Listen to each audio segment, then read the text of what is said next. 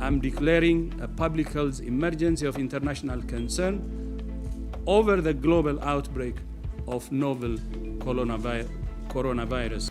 Because of all we've done, the risk to the American people remains very low. Dès le début de l'épidémie du Covid-19, en mars 2020, les États-Unis ont subi de plein fouet les conséquences de cette pandémie mondiale. À ce jour, près de 7 millions de personnes ont été infectées par le coronavirus et environ 200 000 personnes sont décédées. Cela fait 8 mois que l'Amérique pleure ses morts. 3 États sont particulièrement touchés par cette pandémie: New York, la Californie et la Floride. The big states continue. Florida, up, maybe down a little bit. Yes, coming down, that's hopeful. We hope it continues, but still more than 5,000 cases a day. Très durement impactés, 2 des 67 comtés de Floride, Broward County et Miami-Dade, comptabilisent à eux seuls plus de 35% des cas positifs, soit environ 244 000 cas détectés et plus de 4 400 décès. Et les chiffres ne cessent de croître. Beaucoup de ces victimes du Covid sont issues des classes défavorisées et de l'immigration. Nous avons rencontré et suivi Karen, Evan, Sylvia, Elisabeth, Sydney, Paola et Lumina, des habitants du sud de la Floride qui vivent depuis plusieurs mois leur nouvelle vie avec le virus. Entre douleur, résignation et désespoir, le Covid-19 a profondément impacté leur vie. Comme plus de 40 millions d'Américains qui ont perdu leur emploi depuis le début de cette crise, Karen, qui travaille pour une compagnie aérienne, s'est retrouvée du jour au lendemain au chômage. Passé les premiers moments d'angoisse, elle a dû relever le défi, apprendre à vivre différemment pour satisfaire aux besoins de son fils de 2 ans et demi. Un choc pour cette jeune maman de 22 ans. Franchement, quand j'ai reçu ce courrier et cet appel, c'était un énorme choc parce que du jour au lendemain, je passe à pouvoir payer mon loyer, m'occuper de mon enfant, tout payer, à ne plus avoir du tout de ressources financières, du tout. Tu prends l'ambulance, regarde. Je viens vers toi avec le fire truck. Ok. Oh, on fait quoi? Le coronavirus, c'est une catastrophe.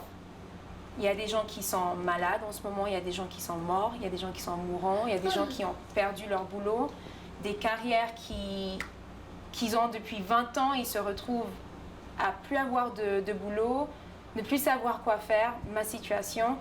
Mais d'un côté, ça m'a permis, moi, de me reconstruire et d'envisager d'autres solutions auxquelles je n'aurais pas pensé, en fait, si ce virus n'était pas arrivé.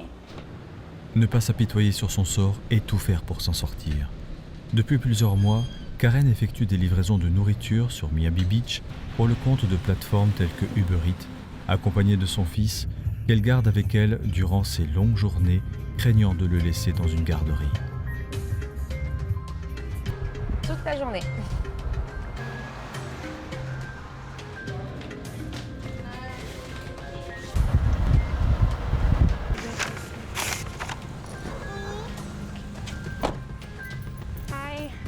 Aujourd'hui, cette jeune maman d'origine haïtienne gagne mieux sa vie et perçoit environ 2 800 $ par mois.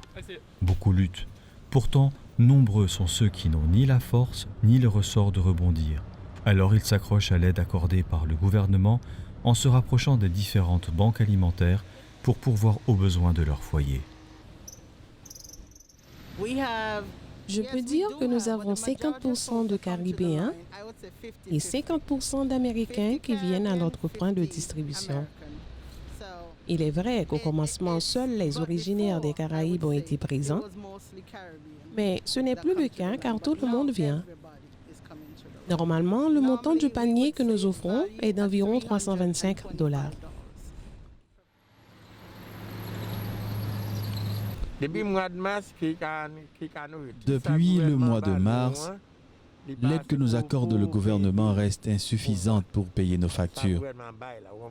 L'État nous donne une allocation de chômage, mais elle reste trop petite, même si cela nous aide quand même.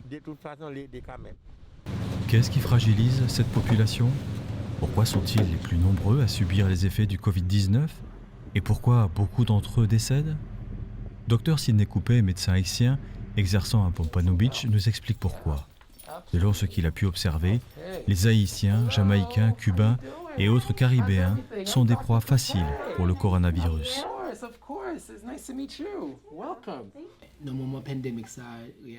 Cette pandémie a mis en évidence que c'est la communauté noire qui souffre le plus. Ce virus ne cherche pas à savoir si tu es riche ou pauvre. Mais malheureusement, ce sont les pauvres qui en souffrent le plus.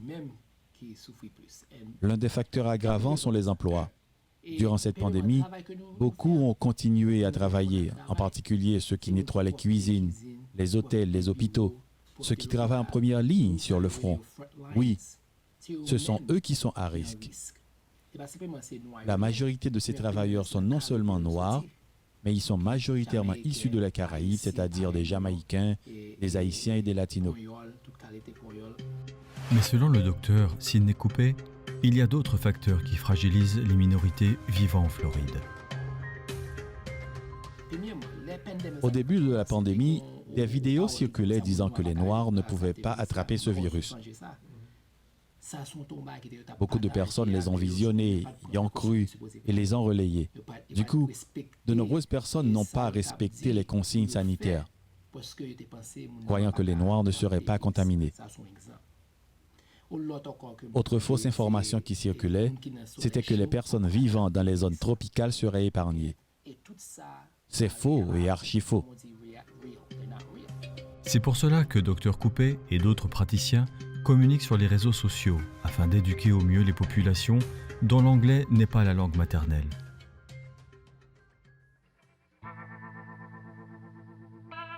D'autant qu'à la barrière de la langue viennent s'ajouter la pauvreté, l'exclusion sociale, la promiscuité et le racisme.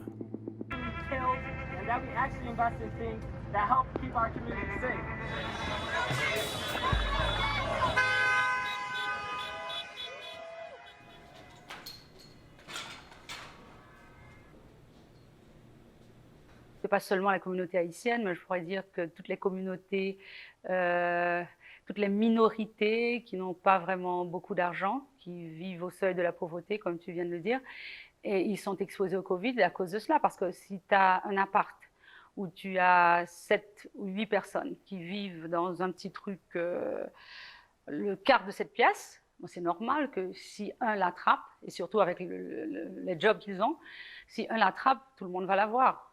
Mais ça, c'est pas seulement pour la communauté haïtienne, c'est pour tous ceux qui sont dans la misère, noirs, blancs, hispaniques. Ça, c'est un grand problème.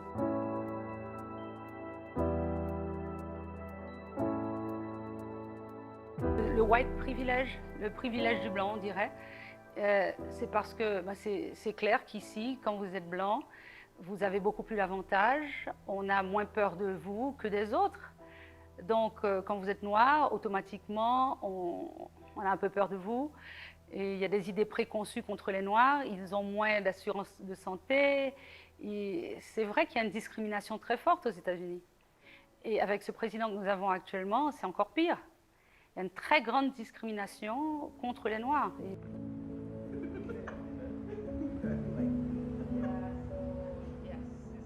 Si les hommes souffrent, les entreprises payent aussi un lourd tribut à la crise du Covid.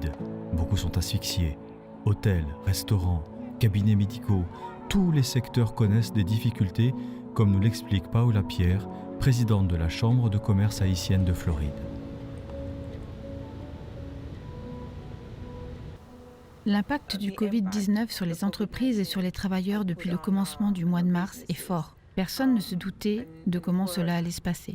Nous pensions fermer les entreprises éventuellement pour quelques semaines, voire un mois ou 2 maximum, mais non, ce ne fut pas le cas. Les chefs d'entreprise doivent continuer à faire face à leurs charges, payer leur loyer, payer les salaires, rembourser leurs emprunts bancaires, le tout en continuant à assurer les différentes dépenses liées au fonctionnement d'une société. Et il y a aussi les dépenses du foyer. Ils doivent trouver des solutions pour soutenir leur famille, pour soutenir les finances et les activités quotidiennes de leur maison. Vraiment, l'impact est énorme. C'est une grosse problématique pour les entreprises. Oui, nous souffrons et nous ne savons toujours pas où nous allons aller après les 6 mois.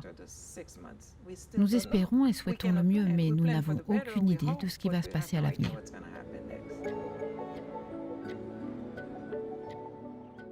Afin de mesurer la gravité de l'impact du Covid-19 sur les sociétés, Madame Pierre nous emmène sur le terrain, à la rencontre du docteur Lumina, qui a vu l'activité de son cabinet médical chuter dès la mi-avril.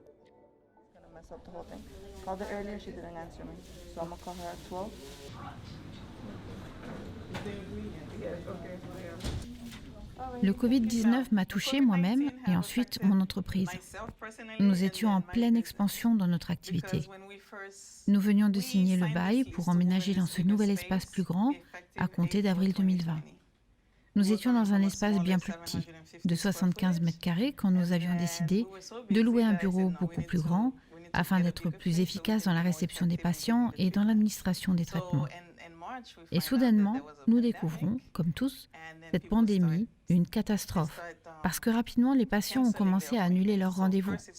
Ça a commencé avec 10%, ensuite 15%, 20% d'annulation, et pour finir, seulement 10% des patients honoraient encore leurs rendez-vous. Dieu merci, j'avais des réserves, j'ai pu maintenir une partie de mes employés, mais malheureusement, j'ai dû mettre une autre partie de mon personnel en chômage partiel en attendant que les choses s'améliorent. Nous avons connu une petite reprise quand l'épidémie avait quelque peu diminué. Les patients sont à nouveau revenus, environ 25 à 30%, et puis les cas ont de nouveau augmenté et les patients ont arrêté de venir. La crainte des patients est justifiée car la peur de mourir est omniprésente. Evan Saint-Fort, gérant d'une entreprise de pompes funèbres à North Miami Beach, est le témoin quotidien des douleurs engendrées par le virus au sein de nombreuses familles. Le nombre de décès, la soudaineté des disparitions font de cette maladie un ennemi invisible, omniprésent et difficile à combattre. Tous les jours, mon téléphone sonnait et les gens m'annonçaient que leur père ou leur mère venait de mourir. C'est généralement une situation tragique et difficile car elle est soudaine. Tout commence par une petite toux, une petite fièvre, rien qui semble grave. Ensuite, une fois arrivé à l'hôpital, vient le diagnostic du médecin qui annonce à la famille que la personne a le coronavirus. Ensuite, tout s'enchaîne. Le patient est gardé à l'hôpital, il est placé en quarantaine, sans aucune possibilité de visite. C'est un vrai problème, surtout pour les familles haïtiennes qui sont généralement proches les unes des autres et très soudées.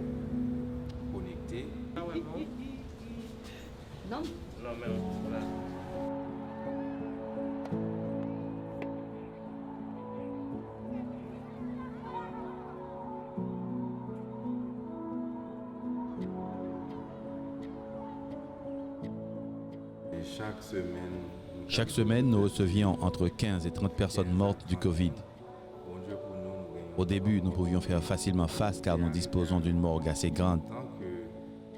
Mais rapidement, nous avons dû transférer certaines dépouilles sur un autre site par manque de place.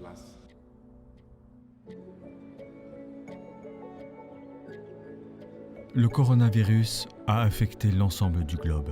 Plus de 30 millions de personnes ont été contaminées, près d'1 million sont mortes, dont plus de 200 000 aux États-Unis. Le virus a changé radicalement la face du monde et va laisser des traces.